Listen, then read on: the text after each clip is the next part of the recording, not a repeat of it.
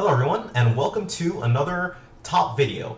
This is actually a top video on the top complimented fragrances from YouTube reviewers.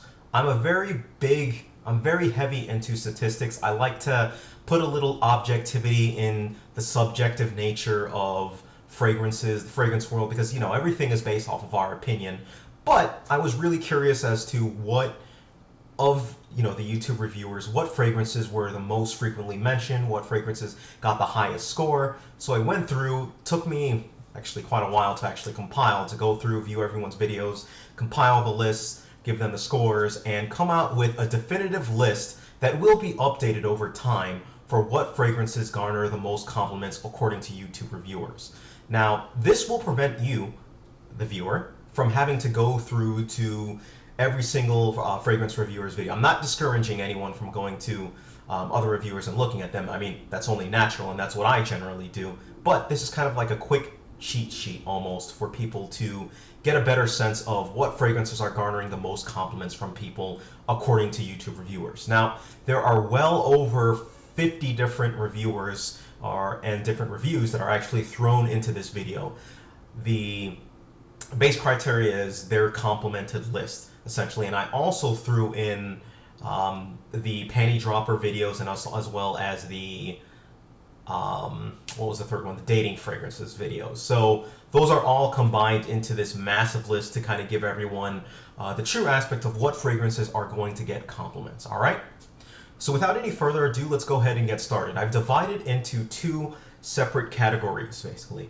The first category is the most frequently mentioned. That literally means as YouTube reviewers kind of mention the fragrances as they're most complimented, it goes down and it gets a mark. Whereas the next category is depending on where they actually mentioned it in their list. So for example, if somebody mentioned a Perry Ellis fragrance and they put it as their number one fragrance, well, that would give the fragrance a higher score being mentioned number one as opposed to being mentioned number 10 on that list. So there's those two lists, and then I divide it up into designer and niche and then combine it together. All right. So without any further ado, let's go ahead and get started. First, we're going to get started with the designer side for the most frequently mentioned fragrances. All right. So let's start off. For number 10, Chanel's Allure Homme. Number 9, L'Odyssée by Issey Miyake. Number 8, Allure Homme Sport by Chanel. Number 7, L'Instant de Guerlain Extreme by Guerlain. Number 6, Jean-Paul Gaultier's Le Mans. Number 5, Thierry Mugler's Pure Malt. Number 4, Christian Dior's Dior Homme Intense. Number 3, Dolce & Gabbana's The One. Number 2, Paco Rabanne's 1 Million. And the most frequently mentioned designer fragrance, Yves Saint Laurent's La Nuit de l'Homme. So I'm going to go ahead and keep the list over here. So as you can see, from this list that you see right here, these are the fragrances that were most frequently mentioned. So basically, for any of these fragrances, you really can't go wrong in picking them up. You're probably going to get compliments wearing these fragrances. All right? Now let's move over to the niche side. For the niche side, starting off at number 10, Cher Guy by Serge Lutens, sorry. Number 9, Tonka Imperial by Guerlain. Number 8, Reflection Man by Amouage. Number 7, Original Santal by Creed. Number 6, Tobacco Vanille by Tom Ford. Number 5, Green Irish Tweed by Creed. Number 4, Aventus by Creed. Number 3, New Harlem by Bond Number 9. Number 2, Millésime Impérial by Creed. And the most frequently mentioned niche fragrance, Musc Ravageur by Frédéric Malle. So I'm going to go ahead and put the list up right here. So as you can see, the niche list is heavily dominated by Creed fragrances. A lot of fragrances there I would expect to see, and I kind of had an opinion of which fragrances would actually be there on it, but yes, a very interesting list and something to actually take away with. So when we go ahead and combine those two lists and come out with our just most frequently mentioned fragrances, irrespective to niche and irrespective to designer, we get, for number 1, I'm sorry, let's start off at number 10. For number 10, Creed's Millésime Impérial. Number 9, Chanel's Allure Homme Sport. At 8, L'Instant de Guerlain Extreme by Guerlain. Number 7, Jean-Paul Gaultier's Le Male. Number 6, Pure Malt by Thierry Mugler.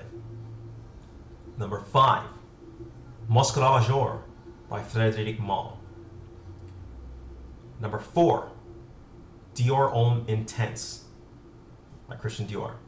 Number 3, Dolce & Gabbana's The One.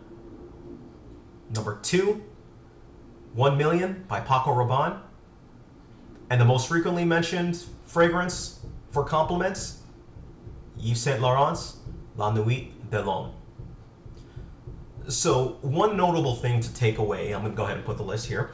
One notable thing to take away from this entire just series is that as far as combined, as most frequently mentioned, designer fragrances just blow niche out of the water. Just whether it be people having more easy access to the fragrances, whether it be the fragrances, being cheaper, kind of goes along with more easy access, or could it be that these fragrances just get more compliments? They're more pleasing to people's nose, or more pleasing to a wide variety of people's noses. That's one of the things that kind of jumps out to me when looking at it. Only 2 niche were actually in that list for it, and I do think that it is actually pretty noteworthy, just to keep in mind kind of throughout the whole thing. All right, so let's go ahead and move on to the highest average scores, basically. So, if they're in the list, they were mentioned, they got better scores mentioned rather than either being mentioned as honorable mentions or even later down in the list. I mean, we're splitting hairs here really, but at this point, we'll give a very, I guess you could say, focused interpretation of what the actual scores are. All right. So as far as score goes, let's go ahead and start with the designer side once again. Starting off at number 10, we have Pure Havane by Thierry Mugler. Number 9, Le Male by Jean-Paul Gaultier. Number 8, Eau Fraîche or Versace Eau Fraîche by Versace. Number 7, Allure Homme Sport by Chanel. Number 6, 1 Million by Paco Rabanne. Number 5, L'Instant de Guerlain Extreme. Number 4, Dior Homme Intense by Christian Dior. Number 3, Dolce & Gabbana's Pour Homme. Not Dolce & Gabbana The One, Dolce & Gabbana Pour Homme. Number 2, Pure Malt by Thierry Mugler. And the highest scored designer fragrance, Acqua di Gio by Giorgio Armani.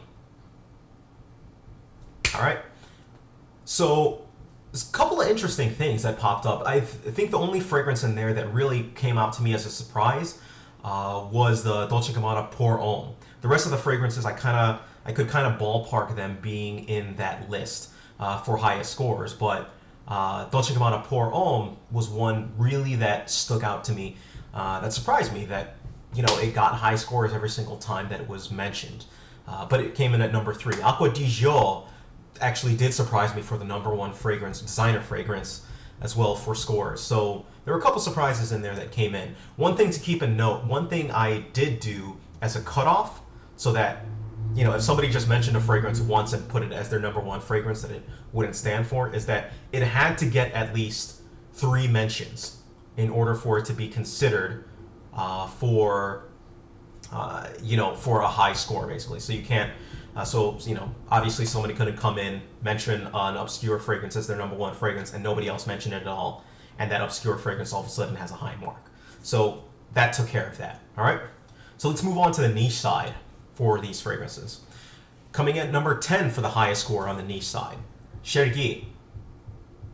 Coming in at number 9, Green Irish Tweed by Creed. Number 8, Tom Ford's Tobacco Vanille. Number 7, Original Santal by Creed. Number 6, Bleecker Street by Bond Number 9. Number 5, Musc Ravageur by Frédéric Malle. Number 4, Aventus by Creed. Number 3, Millésime Impérial by Creed. Number 2, New Harlem by Bond Number 9. And the highest rated niche score, or niche fragrance, Reflection Man by Amouage. So, some noteworthy things then, again, Creed, highly dominant within this list. You had a couple of Bond Number 9s. Bleecker Street kind of came out of nowhere, but when I was looking at people's videos, it did get the high scores pretty much every time that it was mentioned. So Bleecker Street is up there as well. But Creed was definitely the dominant force within compliment, or within the highest rated scores for compliments on the niche side. Now, when we combine the two lists, what do we get? For highest rated scores, at number 10, we have 1 Million by Paco Rabanne. 9, L'Instant de Guerlain Extreme by Guerlain. 8, Dior Homme Intense by Christian Dior. Number 7, Dolce & Gabbana Pour Homme by Dolce & Gabbana. Number 6, Pure Malt by Thierry Mugler. Number 5, Aventus by Creed. Number 4, Millésime Impérial by Creed. Number 3, Acqua di Gio by Giorgio Armani. Number 2, New Harlem by Bond Number 9. And the highest rated fragrance score, whether it be designer or niche, goes to Reflection Man by Amouage. So, here's the list again. A couple of noteworthy things to kind of touch on this one as well. The niche came out again, for the most part, on top when we're talking about the highest score once they're mentioned for fragrances. I mean, but it wasn't as much of a blowout as it was with the frequently mentioned list. So it was pretty evenly divided, I believe. 1, 2, 3, 4, 5, 6 designer fragrances and 4 niche on that list. But the niche were up there in the top list as far as scores goes. So that's one thing to keep in mind. Of those two combined lists, it's really helpful to even narrow it down even further to figure out what fragrances are most popular.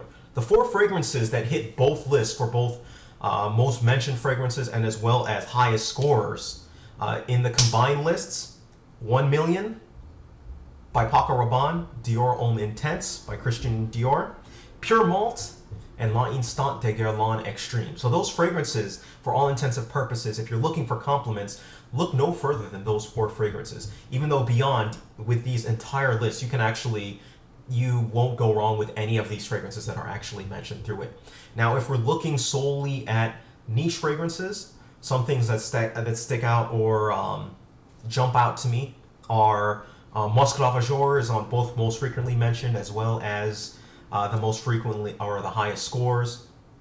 You've got Chergui hitting both lists. You've got Aventus. You've got a lot of fragrances that hit both lists, and you can actually do some combinations, some combinings, looking at it. But again, in general, looking at all those fragrances, this is what you can expect to garner compliments. you can't go wrong with any of those fragrances that are mentioned if you're looking to start scoring compliments, all right? Now, I will keep this list running and updated every year. So as more people release their top 10 lists, I actually have it in a nice little spreadsheet. I can simply add them to the spreadsheet and then get them added onto the list and update the scores accordingly. So again, if you have any questions whatsoever, any comments, notes, leave them down below, send me a message, do whatever you gotta do. Thank you, take care, and once again, this is the top 10 or the top 10 lists from YouTube reviewers of all time, all right? Take care, everyone, and have a great weekend. Oh, and if you're on the East Coast, be careful, storm coming. We all know it. Take care.